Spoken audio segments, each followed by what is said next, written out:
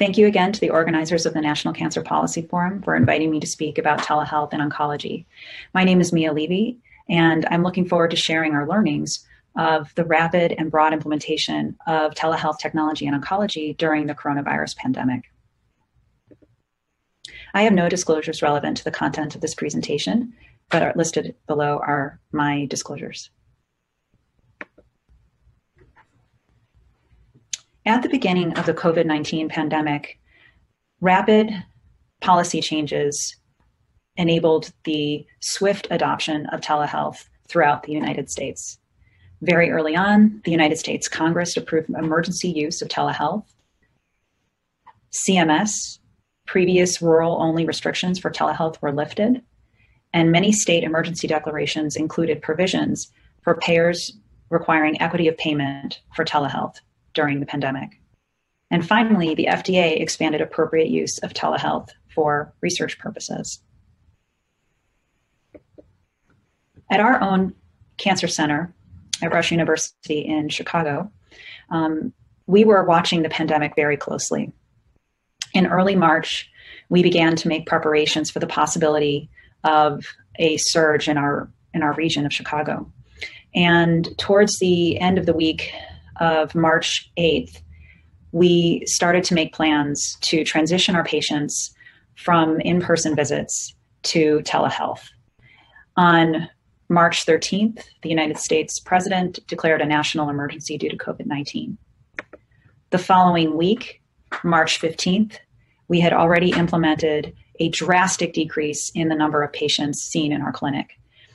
First, by deferring care that could have been delayed by several weeks, and beginning to offer telehealth services.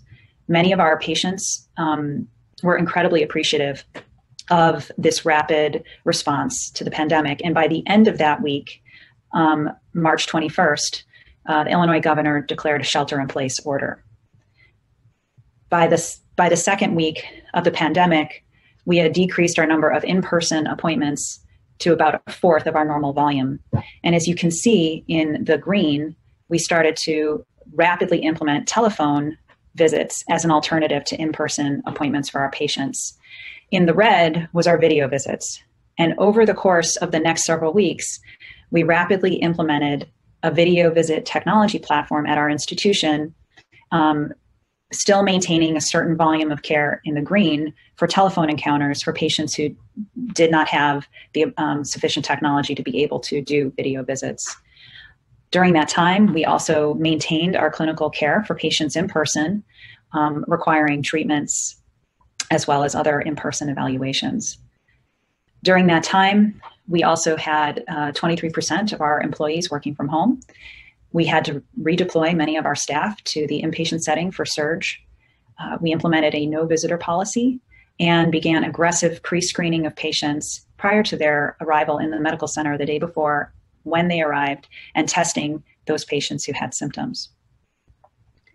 As we moved from surge preparation to reopening and recovery, we gradually began to resume our normal clinical operations.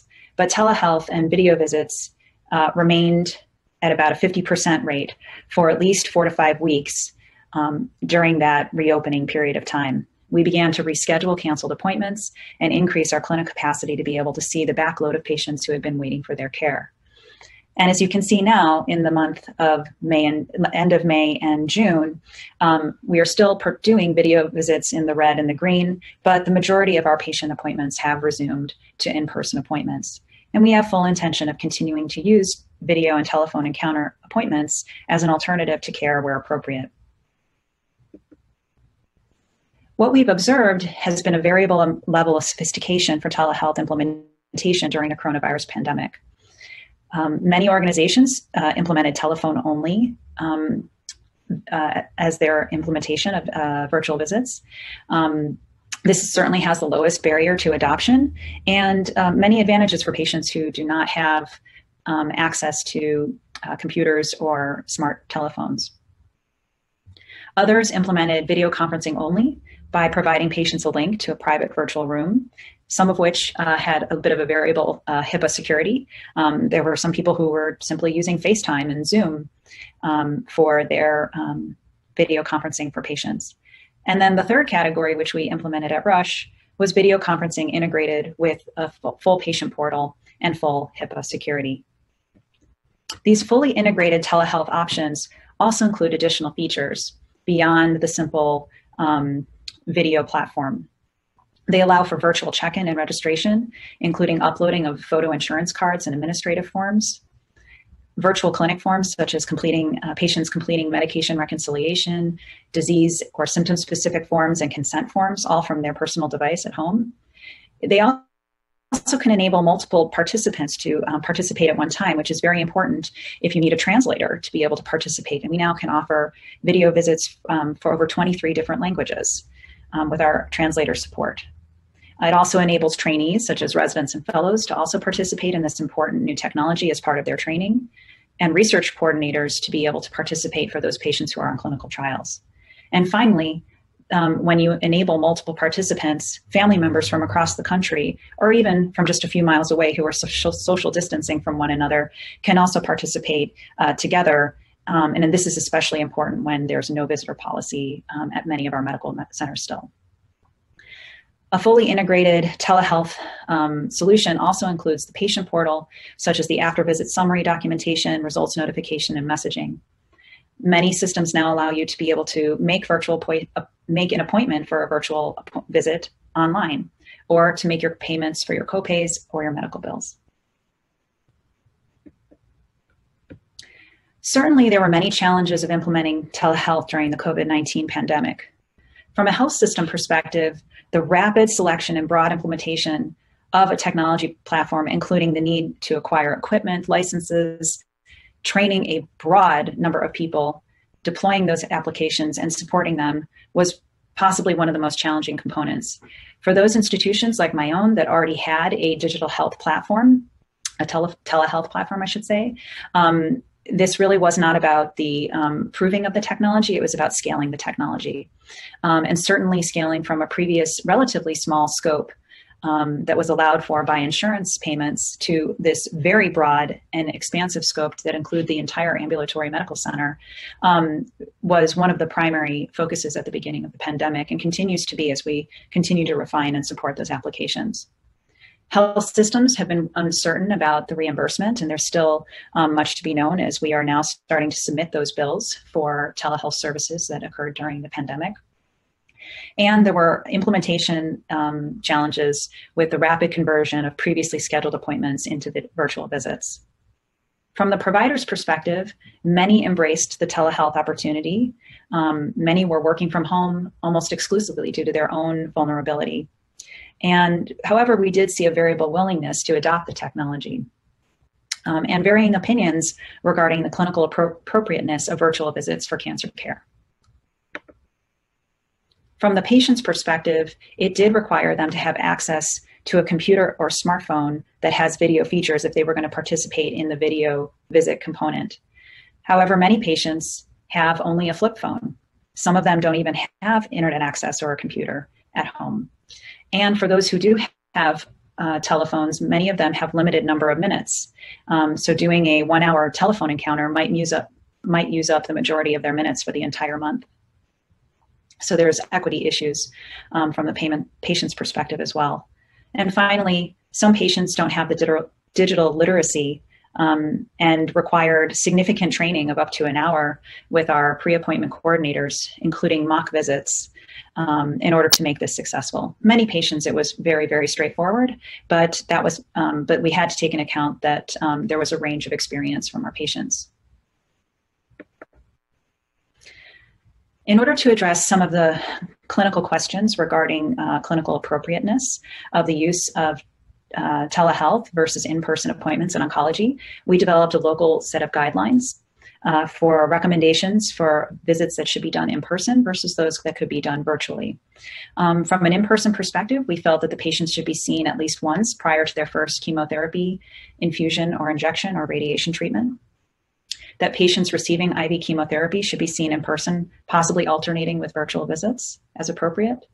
That annual visits or long-term follow-up appointments should be seen in person, but most of those were deferred during the surge in cases. Patients with new palpable findings should be seen in person for physical exam and a further assessment. And patients coming to campus for other services should be considered to be seen at the provider's discretion. With that said, appointments that were well suited for virtual visits included chemotherapy teaching sessions, medication dose adjustments, patients with pain management, side effect management, or new medication questions, as well as services for benign hematology, psychosocial, and medical genetics appointments. Telehealth offered many advantages during the COVID-19 pandemic.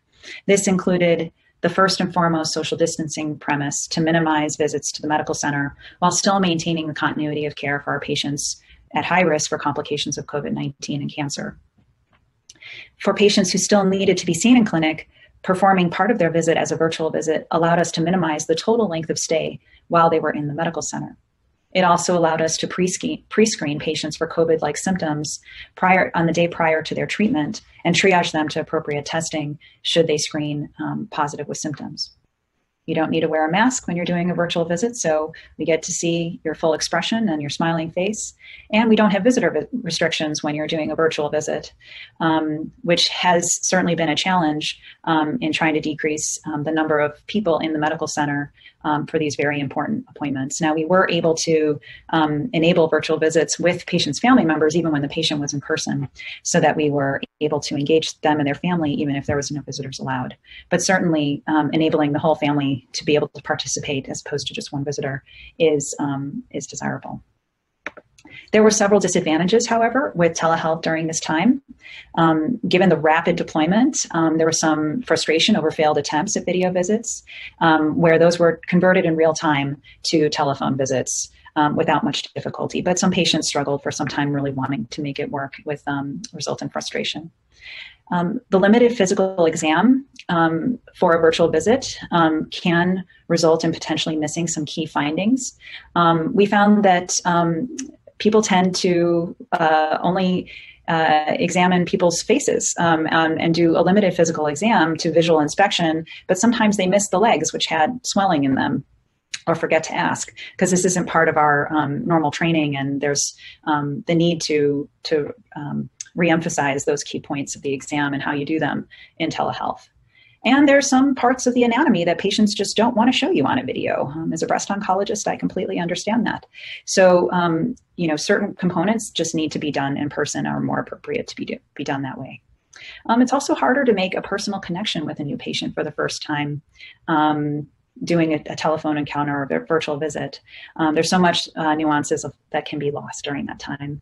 And finally, the decreased reimbursement for possibly greater than or equal effort and time is also a disadvantage of virtual visits. Now, again, this being the National Cancer Policy Forum, it's important for us to discuss the policy considerations for telehealth. Right now, there's a desperate need for federal and state legislation to ensure ongoing access and reimbursement parity for telehealth. Historically, telehealth was only available in rural populations and at a much decreased reimbursement level compared to in-person visits. The need for parity of reimbursement is essential if we're going to see telehealth continue to be used. Furthermore, there were previous requirements that a video had to be done as part of the reimbursement for a telehealth appointment. But many patients don't have telephones, and many patients only have telephones and do not have video capability. And from a parity, an access perspective and an equity perspective, we would encourage the continued reimbursement parity for telephone appointments, not requiring there to be a video component. Furthermore, it's important that we consider that many patients do not have unlimited cellular data or minutes, and this causes a cost for them, so much so that many patients would prefer to come in to the clinic in person rather than use up their very limited number of minutes. So if there's ways in which we can be creative in our legislation to enable free use of cellular minutes for healthcare purposes, that would certainly help equity go a long way as well. At the time of this recording, there are many private payers who are going to be discontinuing their parity of payment for virtual visits in the coming months. They're summarized here. Many of them will expire in July and August. and some of them in December. Medicare is still to be determined. There will, this is for my state of Illinois, but we're seeing this trend across the country, and there's many strong payer lobbies against reimbursement for virtual visit parity going on right now, and it's incredibly important that we don't let this happen. We need to continue to push for strong legislation and permanent legislation that enables reimbursement for telehealth to continue. With that, I'd like to thank you for your time, and we'll be taking questions later. Thank you.